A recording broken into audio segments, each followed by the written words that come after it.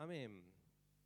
Y ya Heriberto empezó a predicar acerca de mi tema antes, así que bueno, lo cual me alegra, ¿no? Lo cual me alegra porque también me alegró lo del domingo pasado y en un buen sentido, porque Dios no le habla a uno solo, no es uno el iluminado, el que tiene la justa, más allá de que sea pastor o no, tenga conocimiento o no, y que todos tienen que ir al oráculo de uno solo. El Señor nos habla a todos. Y eso es lo que dice también 1 Corintios 14, 26, ¿no? Dice que Dios a cada uno nos ha dado. ¿Nos da para qué? Para que lo llevemos, para que lo compartamos. Y ese pasaje habla específicamente del culto. Así que está bien, es justo, es necesario y es la manera de Dios, de moverse, de hablarle a muchos. Y lo que hoy quiero compartir tiene que ver con la convivencia dentro del cuerpo de Cristo. Y tomando un poco el hilo de cómo se fue desarrollando la primera parte del culto, mientras cantábamos, mientras buscábamos al Señor, le cambié el nombre a lo que iba a compartir. Yo lo había titulado primero Reglas de Convivencia, y le pongo colaborando con la obra de Dios. Suena mejor, ¿no? Es muy estricto, muy estricto. Colaborando con la obra de Dios. Relacionado con la convivencia, ¿no? ¿Cómo puedo ayudar a lo que Dios está haciendo? Dios nos ha salvado, nos ha rescatado, sigue trabajando en el ser humano, en cada uno en particular. ¿Y qué es lo que yo puedo y debo hacer? Colaborando con la obra de Dios. Acá está transcrito un pasaje que es de una versión que se llama Biblia en lenguaje sencillo, que es muy práctico precisamente para el tema que queremos tratar hoy.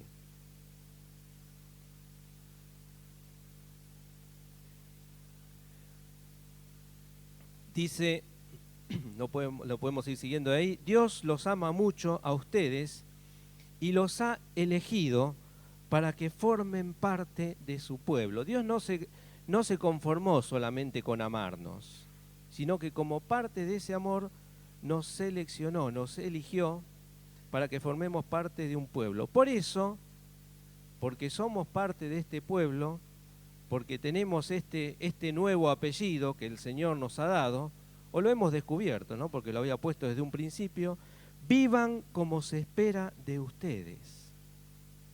Porque tenemos una nueva naturaleza, porque pertenecemos a la familia de Dios, tenemos que estar a la altura de nuestro apellido, de quiénes somos. Amen a los demás. Sean buenos, humildes, amables y pacientes. Sean tolerantes los unos con los otros. Y si alguien tiene alguna queja contra otro, ¿qué tiene que hacer? Perdonarlo, perdónense. No necesariamente tengo que ir y expresarle mi queja. A veces lo que tengo que hacer, como dice aquí, es perdonarlo en silencio, así como el Señor los ha perdonado a ustedes. Y sobre todo, ámense unos a otros, porque el amor es el mejor lazo de unión. Ustedes fueron llamados a formar un solo cuerpo. Más allá de que los hombres hayamos hecho divisiones, hayamos segmentado lo que Dios ha hecho, hemos sido llamados a formar un solo cuerpo, que es el cuerpo de Cristo. Dejen que la paz de Cristo gobierne sus corazones y sean agradecidos. No se olviden nunca de las maravillosas enseñanzas de Cristo, y cuando se enseñen unos a otros o se corrijan, háganlo de manera inteligente. canten salmos, himnos y cantos espirituales, dando gracias a Dios de todo corazón. Y todo lo que hagan o digan, háganlo como verdaderos seguidores del Señor Jesucristo, y denle gracias a Dios el Padre por lo que Cristo ha hecho por ustedes. Colaborando entonces con la obra de Dios. Como decía al principio, al estar en Cristo pasamos a formar parte de la familia de Dios y como parte de esto tenemos derechos y tenemos obligaciones. Voy a comentar algunos de los derechos y algunas de las obligaciones.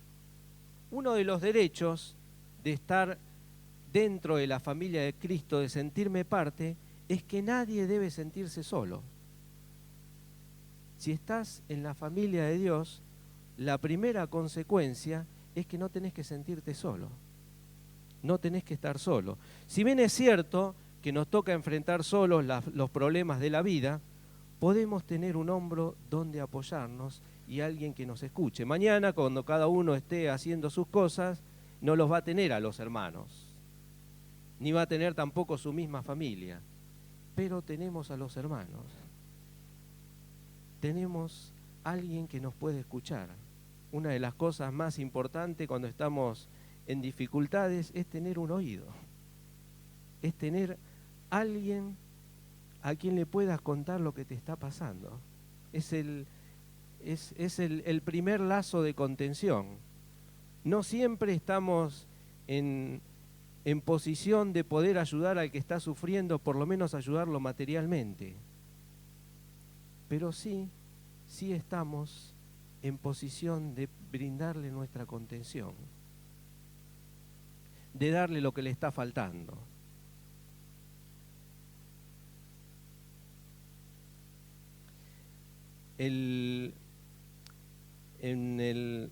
No tengo acá anotada la cita, pero una de las cosas que dice Jesús cuando está hablando del juicio final, en Mateo 25, perdón, 25:35, leí mal. Mateo 25:35, Jesús cuando separó las ovejas de los cabritos, o va a separar, mejor dicho, cuando separa las ovejas de los cabritos, en el juicio final, les dice a las ovejas, versículo 35, fui forastero y me recogisteis. Fui un extraño y me dieron lugar, me hicieron sentir como si estuviera en casa, como si estuviera en familia, como si estuviera entre los míos. Me recibieron, nadie debe sentirse solo. En el versículo 36 dice, estuve enfermo y me visitasteis, en la cárcel y vinisteis a mí.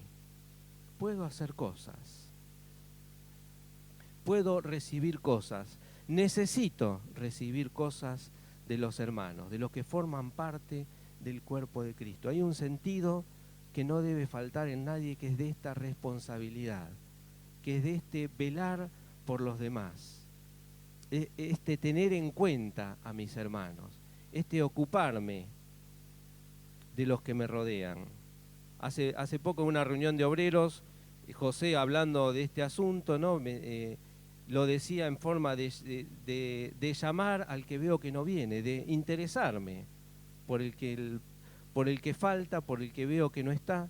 Y esa es parte de nuestra responsabilidad, es parte de sentirnos familia, ¿no?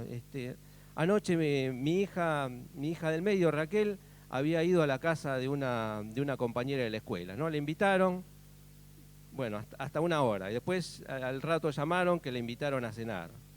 Bueno, quédate un rato más. Y después se hacía tarde y ya nos queríamos ir a la cama, y como padres, ¿qué hicimos o qué haría cualquiera de ustedes? Bueno, me voy a dormir y después cuando venga, ¿alguno haría eso? No me acuesto hasta que mi hija no esté en casa. Así que llamé y le digo, falta mucho. Entonces, bueno, me pasó el padre de la chica y dice, no te preocupes, que ya... Bueno, el sentirnos familia implica eso. Si alguien no está, está bien y es necesario que me ocupe, que me preocupe porque no está, que me interese sinceramente por qué no está, y que quiera tenerlo, y que quiera saber en qué anda. Más allá al decir está o no está, no me estoy refiriendo necesariamente a que se congregue en este lugar. Si se congrega en este lugar, sí, es necesario que me interese, bueno, ver qué es lo que pasa, pero si no está en este lugar, bueno, por lo menos me quedo en paz, me quedo con alegría que está formando el cuerpo, parte del cuerpo de Cristo en otro lugar. Pero esta es mi preocupación, ese es el interés, la responsabilidad que el Señor quiere que cada uno tengamos, que nos sintamos parte por esto.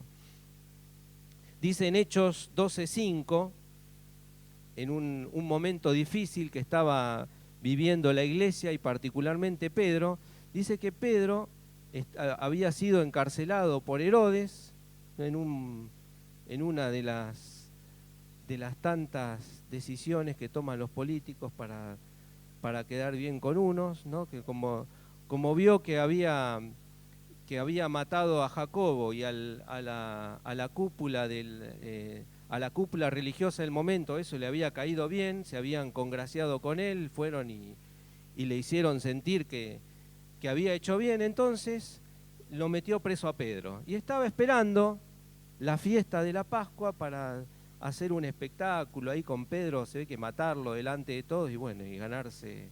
En esa época no había elecciones, pero bueno, igual, de todos modos, igual necesitaba el apoyo popular. Así que estaba preparando ahí un acto, ¿no? Donde lo iba a usar a Pedro. Así que dice el versículo 5 que Pedro estaba custodiado en la cárcel. Creo que había puesto en total 16 soldados, ¿no? En cuatro grupos de 4 como para que no se le escapara. En esa época no había cámaras de seguridad ni nada de eso, pero igual se las arregló Herodes para que Pedro no se le escapara. Estaba custodiado en la cárcel, pero la iglesia hacía sin cesar oración por él. No lo abandonaron. No podían hacer esto que dijo Jesús en la cárcel, me visitaste, se ve que estaba incomunicado, no tenía permitidas las visitas. Pero la iglesia, sin cesar, día y noche, en todo momento, hacía oración por él. Se acordaba de Pedro, que lo estaba pasando mal, que se acercaba el día donde lo iba a pasar peor todavía. Y la iglesia, sin cesar, hacía oración por él. Y cuando Pedro finalmente sale de la cárcel, liberado milagrosamente, dice que fue a la casa de Juan Marcos, donde dice que ahí, ¿qué pasaba en ese momento? Dice que estaban los hermanos reunidos, ¿no? Y estaban los hermanos reunidos, y yo me pregunto, ¿y qué estarían haciendo los hermanos reunidos ahí? Estarían orando. ¿Y por quién estarían orando? Por Pedro. La iglesia sin cesar se preocupaba de Pedro. La iglesia sin cesar, y esto lo estoy mencionando de parte de los derechos, está bien que se ocupe de mí, por eso no me debo sentir solo. Por eso no está bien, no es el pensamiento de Dios de que nadie sufra solo. De que Dios no nos dice pare de sufrir. Pero dice, estuviste mal, si estás mal tenés quien te acompañe, tenés quien haga oración por vos, tenés quien te pregunte qué puedo hacer por vos, en qué te puedo ayudar. Otro derecho del formar parte de la familia de Dios es que no debe haber necesitados entre nosotros, ¿no? El versículo 35 que leímos recién, Jesús dice, tuve hambre y me dieron de comer. ¿Y a quién se lo está diciendo? A los corderos, a los que forman parte del cuerpo.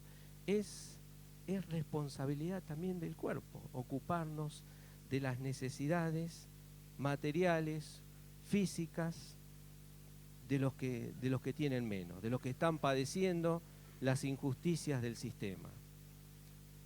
Tuve hambre, me disteis de comer, tuve sed y me disteis de beber. En el versículo 36 dice, estuve desnudo, me faltó ropa y me cubrieron y me ayudaron.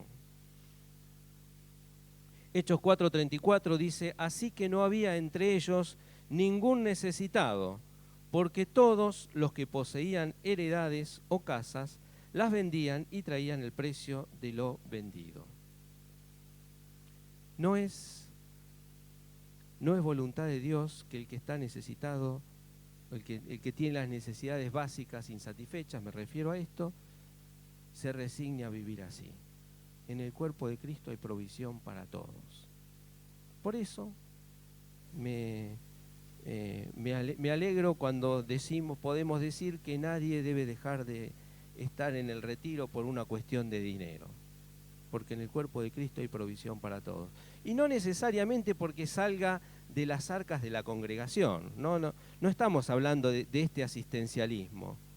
Estamos hablando de que si yo veo la necesidad de otro, yo, Daniel Leiría, veo la necesidad de otro, yo mismo puedo poner la mano en el bolsillo y ayudarlo, ¿no?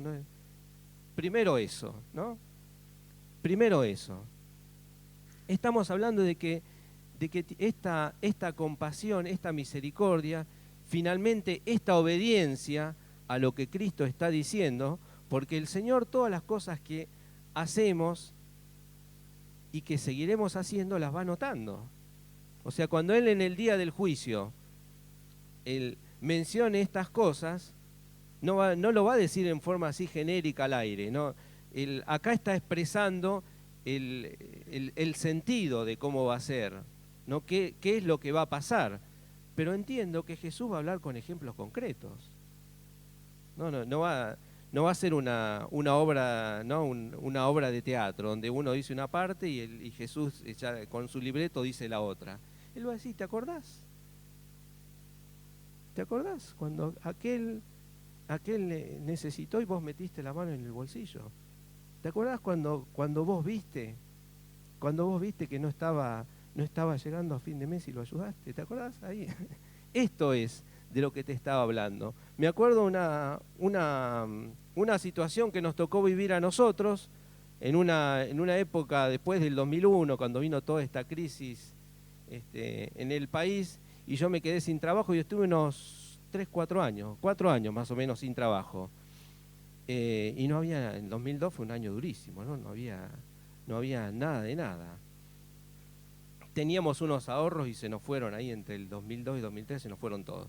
Llegó un día que nos quedamos sin nada, que nos levantamos y no había nada. Creo que tenía 10 pesos, algo así, fue ella, compró pan y nada más. Y al rato toca el timbre una hermana que se había venido, había tomado un remis de la casa, que tenía una bolsa con provisiones que la había comprado hace mucho y la tenía ahí y nos la iba a dar a nosotros, y justo ese día que no teníamos nada, se tomó y dijo, hoy se las voy a llevar. Se le ocurrió esa brillante idea. Y justo ese día apareció, tocó timbre, cuando ya no había nada. Esas acciones son las que el Señor toma nota. Son las que dice, no sepa tu izquierda lo que hace tu derecha. Y son las que el Señor anota y menciona. Dice, ¿te acordás que tuve hambre? ¿Te acordás que los Leiría estuvieron con hambre? Y vos fuiste, y vos los ayudaste. Esto es lo que el Señor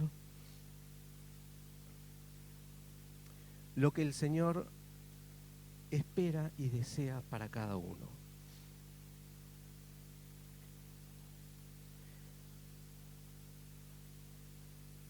Algunas obligaciones. Así como es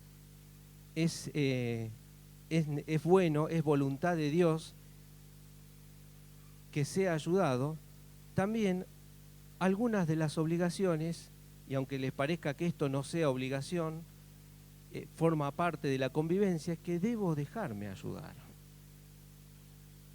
¿no? Como personas, como seres racionales, no nos es fácil recibir ayuda. No me es fácil, no tengo un orgullo, una,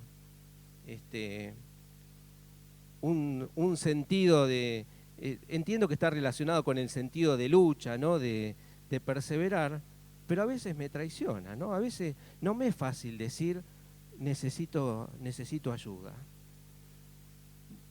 No llego a fin de mes, necesito que me den una mano.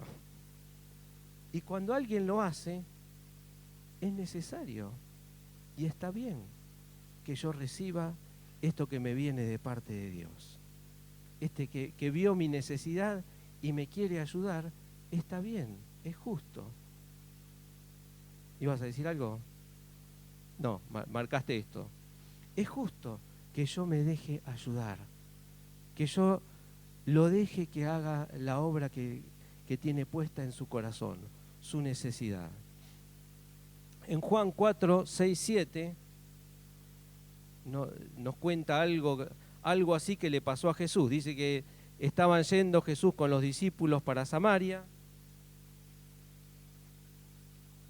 o mejor dicho, no estaban yendo para Samaria, iban de Galilea a Judea, o de Judea a Galilea. Bueno, iban del norte hacia el sur. Y a Jesús se le ocurrió la idea de, en vez de hacer el camino normal que hacía todos judíos, que era cruzar el Jordán e irse por otra, creo que era por Decápolis, ¿no? que pasaban, se le ocurrió pasar por Samaria, ¿no? Como decir, bueno, se metió en una zona insegura para los judíos, ¿no? en un lugar donde no era bienvenido.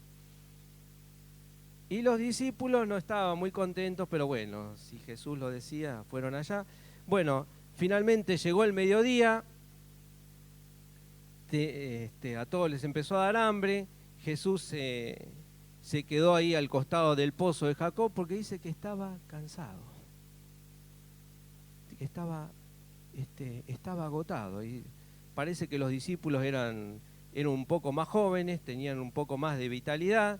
Entonces ellos se fueron a comprar algo para comer y él dijo, bueno, yo me quedo acá descansando un rato, vayan ustedes, déjenme que estire las piernas, que me refresque un poco. Y se sentó al lado del pozo, pero se encontró con el problema de que el pozo era hondo, ¿no? Y él miraba para adentro, veía el agua, tenía sed, estaba cansado, estaba acalorado, veía el agua y ahora ¿cómo la saco? Y en eso que estaba pensando en esto, ¿cómo hago para tener agua? Ve que aparece una mujer samaritana que venía con el cántaro en el hombro, venía a sacar agua, en un horario donde la gente no salía a la calle porque era el mediodía con el rayo del sol. Por lo general, cuando se iba a buscar el agua, era o a la mañana o a la tarde, ¿no? Que no había calor, que era un ambiente más agradable. Y esta mujer, justo al mediodía, se ve que se había quedado sin agua, o como dicen algunos estudiosos, no quería cruzarse con las otras mujeres por la vida que llevaba. Bueno, el asunto que apareció ahí con un cántaro y estaba Jesús sentado a la orilla del pozo con sed y aparece esta mujer y ya conocemos la historia. Pero lo que quiero notar es que Jesús le pidió ayuda. Porque no es que preparó un mensaje. Sí, le habló, la ayudó, pero necesitó de ella. Necesitó que ella le diera agua, porque dice que sacó agua y se la dio. Jesús necesitó ayuda y la pidió. Y si queremos valorar el ejemplo en su totalidad, podemos decir que se comió el orgullo. El orgullo por ser judío, y le pidió ayuda a uno que era de menor condición, a uno que era de un estrato social para los judíos mucho más bajo, y el orgullo de ser hombre, que le pidió ayuda a una mujer, ¿no? En esa época y en la actualidad también, ¿no? Que una mujer, que un hombre le tenga que pedir ayuda a una mujer, no le es fácil. Y Jesús, cuando vio que tenía necesidad, no actuó con este orgullo humano. Se dejó ayudar, le pidió ayuda. No me sacarías agua para que pueda tomar. Y la mujer pero a ver, para un poquito. ¿Vos te das cuenta que vos sos judío? Y el pasaje no dice yo soy samaritana, dice yo soy mujer samaritana. O sea, ¿cómo? Judío y hombre. Vos sos judío, vos sos hombre, y yo soy samaritana y mujer, o mujer samaritana. Soy las dos cosas que te representarían para vos una humillación. ¿Estás seguro de lo que me estás diciendo? ¿No? Y conocemos cómo sigue el pasaje. Una de mis obligaciones es dejarme ayudar. Es permitir que los hermanos me ayuden a cubrir mis necesidades. Los manda el Señor. ¿Quién le mandó a la mujer a Jesús? Se la mandó Dios. Para que se ayuden mutuamente, para que ella le ayude a calmar la sed a él y para que él le muestre a ella la salvación. Jesús cuando vino, cuando estuvo entre nosotros, entre los hombres, era un hombre más. No había un halo alrededor de él, ¿no? Cuando era chico había una serie que se llamaba El Santo, de Simón Templar, que le aparecía la aureola. Bueno, Jesús no andaba así, no tenía la aureola en la cabeza, se confundía entre la multitud. Dice que cuando estaba la multitud andando alrededor de él, lo apretujaban, ¿no? Eran tantos que se apiñaban y alguno no se da cuenta y le daría algún codazo, por ahí lo pisaron también, ¿no? Le pasó la axila por delante, bueno, esas cosas. O sea, no destacaba en su persona con respecto a los demás hombres. Era tan hombre como los demás, tenía sed, se había cansado, y no era que Dios le iba a mandar un ángel con un cucharón, ¿no?, para que le sacara el agua, iba a hacer subir el agua para que no. Era hombre y estaba sometido a las limitaciones de los hombres. Y necesitó de la mujer y se dejó ayudar por la mujer. Es necesario que me deje ayudar. Y como consecuencia de esto, debo animarme a confiar en los hermanos, ¿no? En el momento que estamos viviendo como sociedad, una de las cosas que se está perdiendo entre los seres humanos es la confianza. No todos desconfiamos de todos. Y no necesariamente por la inseguridad, ¿no? Es uno de los factores. Pero en los negocios, en las relaciones, en los trabajos, ¿no? Uno desconfía de los demás, que no le quieran sacar el lugar, que no se aprovechen de lo que sabe, que no le saquen información que después la van a usar en su contra. Bueno, estamos llenos de este ambiente de desconfianza. El Señor nos enseña lo contrario. Dice, en los hermanos podés confiar. Santiago 5:16 dice, confesaos vuestras ofensas los unos a los otros y orad unos por otros para que seáis sanados. La oración eficaz del justo puede muchos. La oración eficaz del justo puede mucho. Y me acordaba de esto cuando estuviste hablando, Diego, hace 2 domingos atrás, particularmente de esto. Mientras Diego hablaba, yo me acordé de algo. Me acordé de una falta que tenía. Así que lo tenía Alfredo ahí atrás mío, así que me levanté y le digo, ¿no querés orar por mí? Mira, por este asunto y este asunto. Y él oró por mí.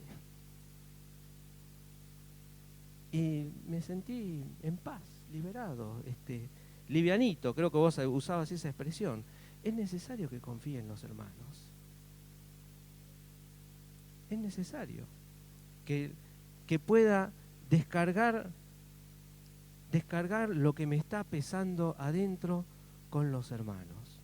Es verdad, no lo voy a negar, que a veces los hermanos traicionan nuestra confianza, ¿no? Es cierto, ha ocurrido y va a seguir ocurriendo, porque los hermanos también son personas, son mortales, se equivocan, son inmaduros, y a veces confío en alguien que no tendría que haber confiado, y bueno,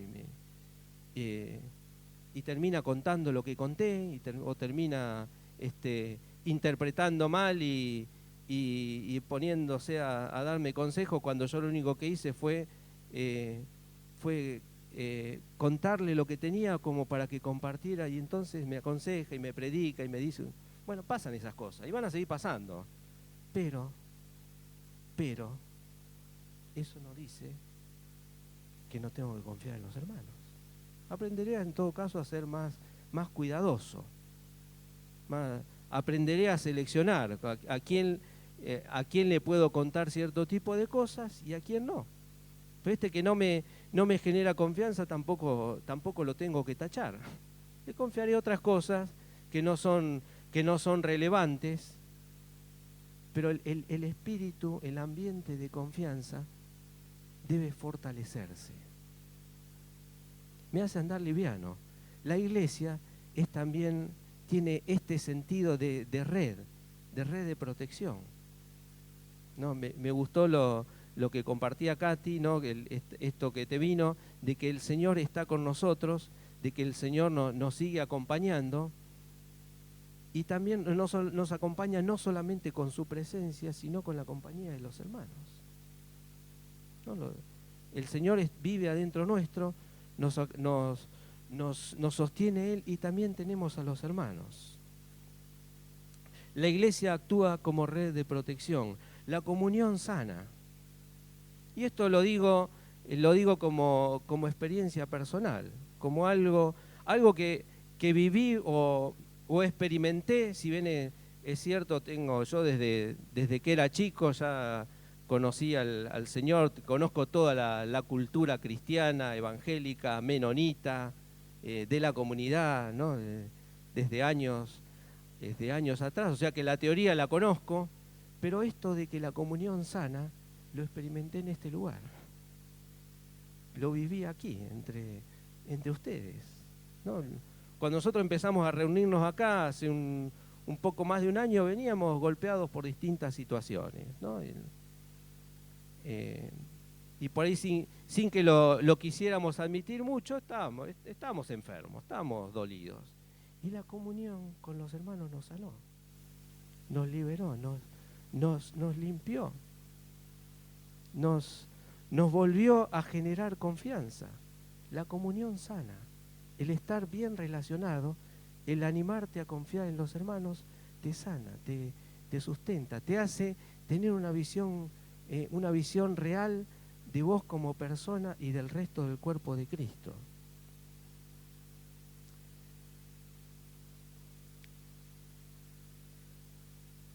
¿Qué más espera Dios de nosotros? Dice acá el versículo, creo que es el 12, amen a los demás, sean buenos, humildes, amables y pacientes, pasemos por altos las ofensas. Esto lo mencioné antes, en estas ocasiones lo mejor es perdonar en silencio. A veces es necesario, como dice la Escritura, cuando ha habido un pecado, cuando ha habido una falta, es necesario que vaya y hable con el ofensor, que vaya y que le diga lo que hizo mal, obviamente con el ánimo de corregirlo, no de despacharme de mi dolor, no de ir y vomitarle todo lo que tengo adentro, todo el resentimiento, la amargura que se me juntó por lo que él hizo. Jesús habla de otra cosa, habla de una restauración, de un volver a lo que debe ser, de un colaborar en la edificación del cuerpo de Cristo. Por eso este mismo pasaje hacia el final, después voy a comentarlo un poquitito más. Estamos viendo los chicos, no sé cuánto. Bueno, voy redondeando. Por eso Jesús también habla de que la exhortación debe ser con inteligencia, ¿no? Haciendo notar de que debe ser con sabiduría, con criterio, con visión, con propósito, ¿no? Yo estoy ayudando, puedo verlo así, estoy ayudando a lo que Dios o en lo que Dios está haciendo en la vida de mi hermano. Entonces tengo que tener esa visión, esa sensibilidad, ¿no? Esto particularmente lo aprendí con mis hijos, ¿no? Siempre tuve una tendencia, quizá porque en mi casa era así, ¿no? Mi papá era un tipo muy estricto, sin pelos en la lengua, entonces él decía lo que tenía que decir, si te gustaba bien y si no, bueno, lo tenés que escuchar porque te hace bien. Entonces con mis hijos aprendí eso y practicaba eso. Hoy el asunto, cuando mis hijos empezaron a hacerse adolescentes, no, me di cuenta de que si yo me mantenía en esa postura los perdía. Entonces eso ya no es, conmigo funcionó. Mi papá lo aplicó conmigo con sus defectos y sus virtudes y yo no me fui. Ahora si yo aplicaba lo mismo con mis hijos, por otra situación, los terminaba perdiendo. Entonces digo, bueno, necesito imperiosamente cambiar la estrategia. ¿Y mis hijos qué diferencia tienen con mis hermanos? En el cielo, ¿qué diferencia tienen mis hijos con los hermanos? Como Dios nos ve, ¿qué diferencia tienen mis hijos con mis hermanos? Ninguna. Si a mis hijos los considero, los espero, no les tengo paciencia, si me contestan mal, ¿qué hago? Ya mi queda ya me pasa en altura. Imagínense que si me contesta mal le pego una cachetada, bueno, ¿no? Más allá de que lo estoy exagerando, ¿no? Más allá de que no está bien, dejo pasar por alto muchas cosas. ¿Por qué? Porque me interesa mantener la relación. No es que no sigo corrigiendo, pero lo hago de otra manera. No me gustó lo que dijiste vos. No es de señalar el defecto, sino de contar, mirá, me parece que podés hacer así. Me parece que en vez de contestar de esta manera, es mejor que contestes de esta otra manera. Que no me hables así, que no le hables así a tus hermanos. Este criterio lo puedo aplicar con los hermanos también, con mis hermanos en la fe, ¿no? Si trataba así a mis hijos, imagínense que a mis hermanos en la fe también, ¿no? También les decía las cosas blanco-negro. Si no estás si no cumplís todos los requisitos de blanco es porque sos negro. Entonces, no es así, no es así. Cuando nosotros ignoramos a Dios, ¿Dios qué hace? Nos grita, nos agarra, nos sacude. A ver, ¿escuchaste lo que te dije? ¿Me entendiste? Nos hace así Dios. Si Dios nos trata con paciencia, ¿qué mejor que tratar a los demás con paciencia? Si Dios es tolerante conmigo, ¿qué mejor que ser tolerante? La intolerancia, y cierro con esto, la intolerancia es una de las causas de que la iglesia se esté dividiendo. Y la intolerancia está metida dentro del ser humano, ¿no? Leemos en este pasaje de que Dios nos llamó a formar parte de un solo cuerpo, que es el cuerpo de Cristo. Y como parte de este cuerpo estoy obligado a convivir con los hermanos, con los que piensan distinto, con los que no lo ven de la misma manera. El hecho de que yo tolere, de que yo esté dispuesto a convivir, no necesariamente significa de que esté de acuerdo con el pensamiento de todos los demás. Dios no pretende eso tampoco, por eso nos hizo distintos. Pero sí de que no lo deje de lado por su pensamiento, de que no juzgue su pensamiento, por lo menos sin conocerlo. No podemos discutir mucho sobre doctrina, sobre fundamento, pero la doctrina también tiene también tiene su parte subjetiva que depende mucho de mi cultura, de mi formación, o sea, lo que yo defino para mí como doctrina, depende un poco de cómo soy yo. Y en el otro ocurre lo mismo, entonces podemos discutir eternamente. Lo bueno de esto, y cierro acá, es que el Señor nos promete de que Él pone en nuestras mentes y en nuestro corazón su enseñanza. Dice, yo escribiré con mi dedo en sus corazones. Amén. Y esta obra es la que el Señor promete ir haciendo.